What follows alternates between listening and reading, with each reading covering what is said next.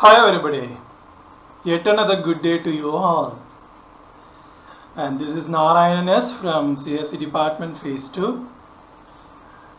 Today we are going to discuss about single bus versus multiple bus architecture in computer architecture and organization.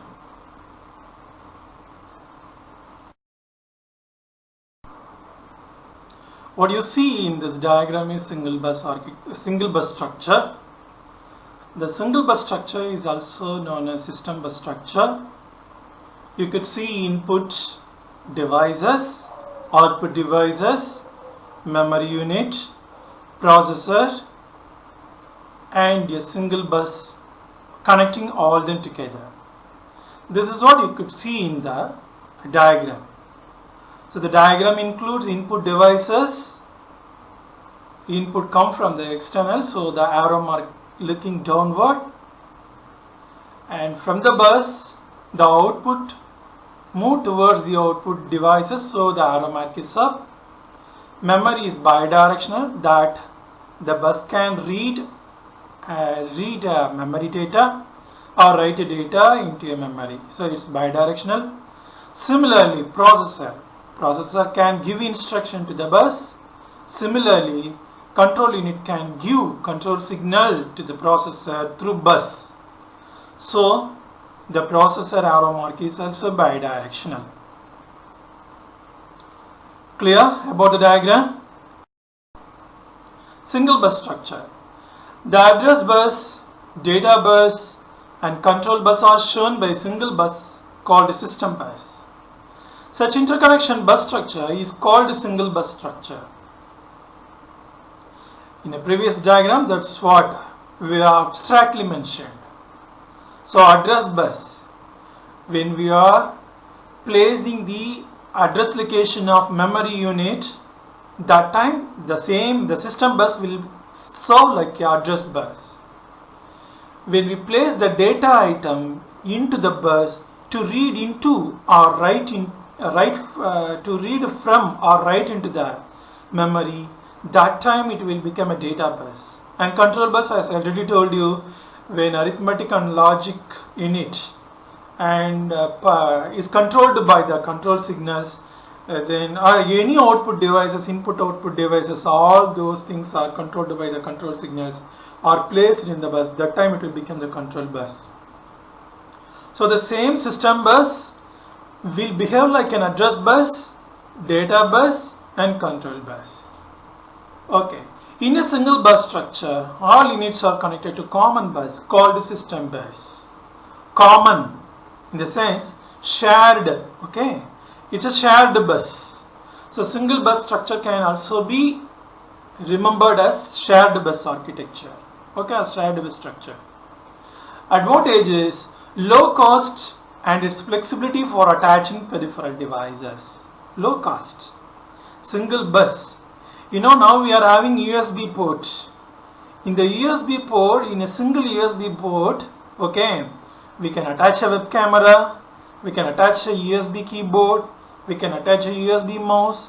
That is the flexibility of the USB port, right? In the same way, a single bus, okay, will serve as address bus, data bus, and control bus, but not at the same time. In the same way, in a USB port, you can connect many devices, but not at the same time. Okay, that is what flexibility of the USB port. Okay, at the same low cost, USB port is also a low cost. But don't confuse it with a single bus structure. This is simply an analogy. Okay, disadvantage: only two units can communicate with each other at a time. Okay, only two units, either input or the CPU, or output or the CPU, or memory or the CPU, or input memories. Just like that, any two units can communicate with each other at a time. As I mentioned, just any one devices can be attached to a USB port at any time. The bus control lines are used to arbitrate multiple requests for use of the bus. Okay, there will be a mediator. Okay, a mediator will be there. That is what arbitrate meaning is. Okay, when there is a problem, conflicts, struggle between more than two units at the same time. Okay, So intermediation needs to take place, right? Someone need to negotiation. Hey, please wait, wait for a few minutes, let him take this time, you will be given a chance next time, just like that. Arbitration. So that kind of panchayat, what we call in colloquially we will call it as panchayat, okay? That kind of panchayat will take place inside the computer when in more than two units try to acquire or possess the ownership of the bus at the same time. So this is its disadvantage. The next one is double bus architecture. The double bus architecture also can be called as multiple bus architecture also, okay? But since in this diagram I shown only two buses separately, one is IO bus, other one is memory bus. For IO to CPU, a separate bus. For memory to CPU, a separate bus, okay? So last time single bus we used system bus, and here IO bus connecting the input output devices to the processor, okay? Only that communication. So input device can send some input data to the processor, output device can receive data from the processor, okay, through IO bus. Next, memory bus. Memory unit is connected to the processor via the memory bus. In double bus structure, one bus is used to fetch instruction while other is used to fetch data. What is the origin of data? Input and output devices. The origin of the data is input device. What is the destination of the data? Output device. So okay, fetch instruction while other is used to fetch data. Where the instruction will be stored? In memory, in computer memory, both data and instruction will be stored. So fetching in the sense getting the instruction. One is used to getting the instruction, and the other one is used to getting the data. Fetch is a word synonym to getting, okay? So used to fetch data required for execution. It is used to overcome the bottleneck of single bus architecture. Now no conflicts, okay? You separately this input output action will be carried out through the IO bus. The memory related operation separately by memory bus.